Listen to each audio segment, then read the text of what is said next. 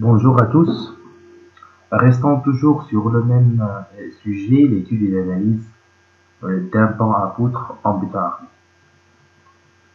Donc, l'objectif principal de toutes ces vidéos-là, euh, c'est de vous montrer les différentes démarches pour la modélisation, le chargement de notre ouvrage et l'analyse, c'est-à-dire l'exploitation des résultats en termes de l'affichage des moments fléchissants, MXX, MYY et le moment de cisaillement, pour qu'on puisse effectuer le calcul ferriage des différents éléments qui constituent notre ouvrage. Donc, je vais parler aujourd'hui d'un nouveau système charge, bon, toujours dans les charges d'exploitation.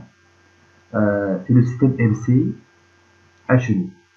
Il est composé de deux véhicules, MC80 et MC120, comportent deux chenus et dont les caractéristiques géométriques et schémas mécaniques sont présentés dans les schémas suivants. Le premier schéma, c'est pour le MC 80 et le deuxième, c'est pour le MC 120, les plus utilisés dans le système de chargement pour les ouvrages d'art.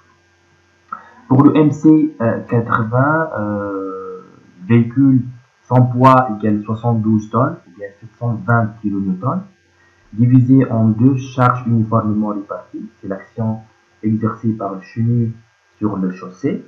C'est une charge uniformément répartie de largeur 80 cm, de longueur 4,9 m et d'intensité qui est de 720 kN sur 2, ça fait 360. Pour le MC120, cette fois-ci le poids c'est 1100 kN et la largeur 1 mètre de chenille ainsi que sa longueur égale 6,1 mètre.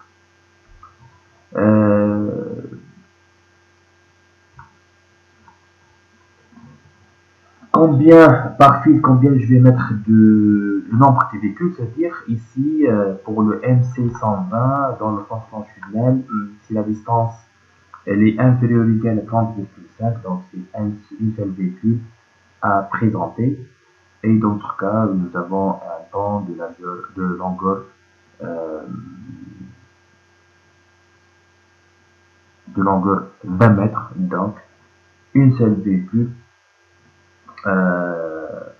pour ce type de chargement à présenter et qui va solliciter notre structure. Okay. Dans le sens longitudinal, la distance entre deux véhicules successifs d'un convoi est au moins égale à 30,5 entre les points de contact avec les chaussées et 35,4 pour le MC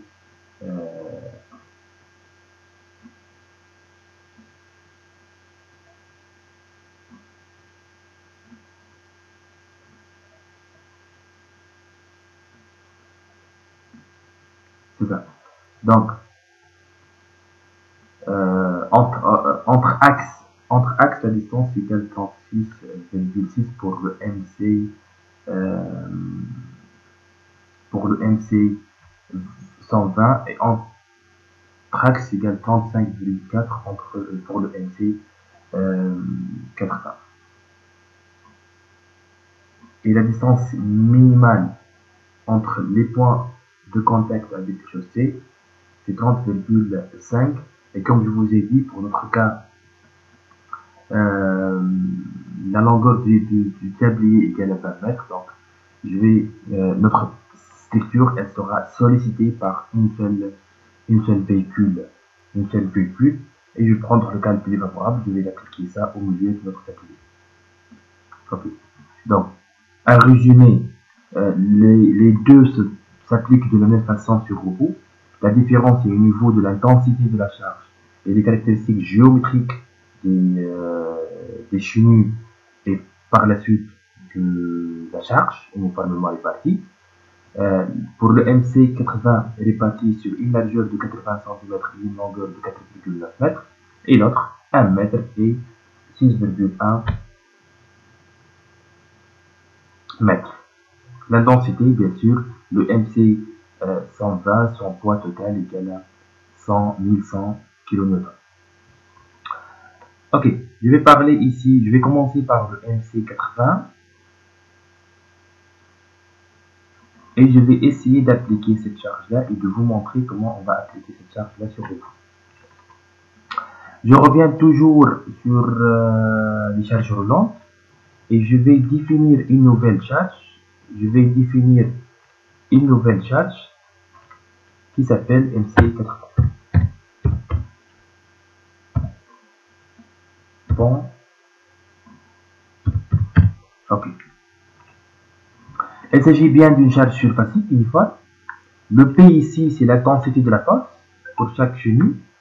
Et vous avez ici 360 kN pour chaque chenille.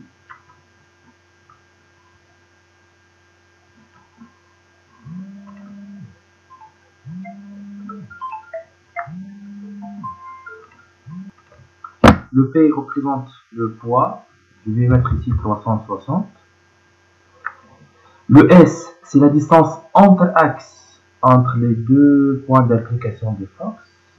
Nous avons ici la distance entre axes égale à 195 cm plus 85 sur 2, 85 sur 2, ça fait 1,95 mètres plus 0,85, ça fait 2,8. C'est exactement cette distance-là, qui égale 2,8 mètres. Le dx, c'est la largeur de la charge uniformément répartie, 80 cm.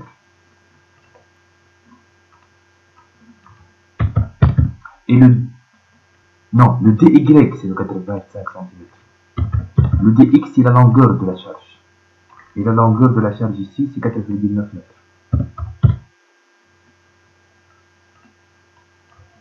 Uniquement, j'ai deux charges uniformément réparties, donc je vais mettre 0 ici. Donc, regardez le schéma ici, ça représente exactement ce schéma. Ok. Donc, je clique sur ajouter pour ajouter cette charge-là et je vais nommer ça le MC 80. Le trajectoire, je vais prendre le cas le plus défavorable, c'est-à-dire elle va traverser, c'est-à-dire son trajectoire sur le milieu du tablier. Voici le trajectoire de la charge MC80, la même chose pour le MC120. Et c'est tout. Appliquer. Fermer. Après, je vais lancer le calcul.